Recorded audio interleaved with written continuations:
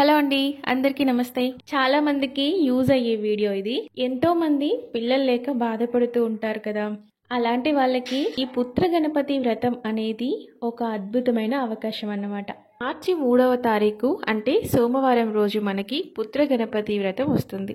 So ఏ విధంగా ఈ వ్రతాన్ని చేయాలి, ఎవరు ఆచరించాలి, ఎలాంటి నియమాలు పాటించాలి అనేది ఈ వీడియోలో తెలుసుకుందాం. ముందుగా పూజ చేసే ప్రదేశాన్ని గోమయంతో అలికి ఒక పీఠాన్ని ఏర్పాటు చేసుకోవాలి. ఆ పీఠం పైన బియ్యపిండితో కానీ పసుపుతో కానీ అష్టదళ పద్మాన్ని వేయాలి. దానిపైన మరో చిన్న పీటని ఏర్పాటు చేసుకోవాలి. లేదు అనుకుంటే ఈ విధంగా ఆవు పిడికలు అని దొరుకుతాయి పూజ స్టోర్లో. సో అవి తెచ్చుకొని కనీసం ఒక్క పిడికనైనా ఈ పీట పైన ఉంచాలి. ఆ పిడిక పైన గణపతికి ఎంతో ఇష్టమైన గరికను అమర్చాలి.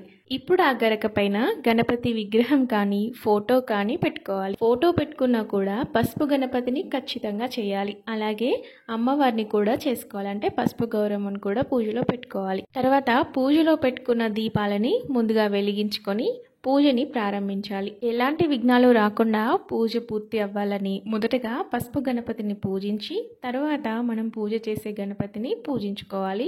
అలాగే గౌరమ్మను కూడా పూజించాలి. గణేశునికి గరకన్నా, ఎర్రని అక్షింతలన్నా, జిల్లేడు పుష్పాలన్నా, గన్నేరు పుష్పాలన్నా చాలా ఇష్టం కాబట్టి వీలైతే గన్నేరు పత్రాలతో, పుష్పాలతో, జిల్లేడు పువ్వులతో ఇంకా గరకతో పూజించండి. అవేమి దొరకనప్పుడు ఎర్రటి అక్షతలు వేస్తూ అష్టోత్తర శతనామావళి చదవండి. అష్టోత్తరం చదవడం కుదరని వాళ్ళు ఇక్కడ చూపిస్తున్న 16 నామాలైనా ఖచ్చితంగా చదవాలి. అది కూడా కుదరని వారు ఓం సుముఖాయ నమః అనే మంత్రాన్ని 108 సార్లు గరకనైనా ఎర్రటి పుష్పాలైనా వేస్తూ చదవచ్చు.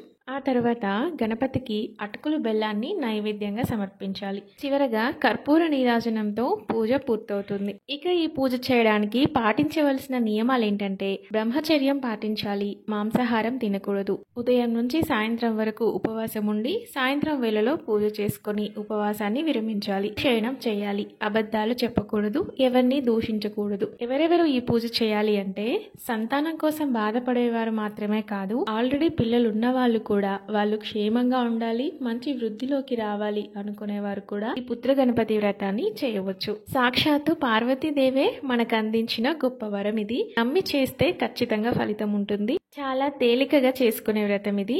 క్లియర్గా అర్థమైందని అనుకుంటున్నాను.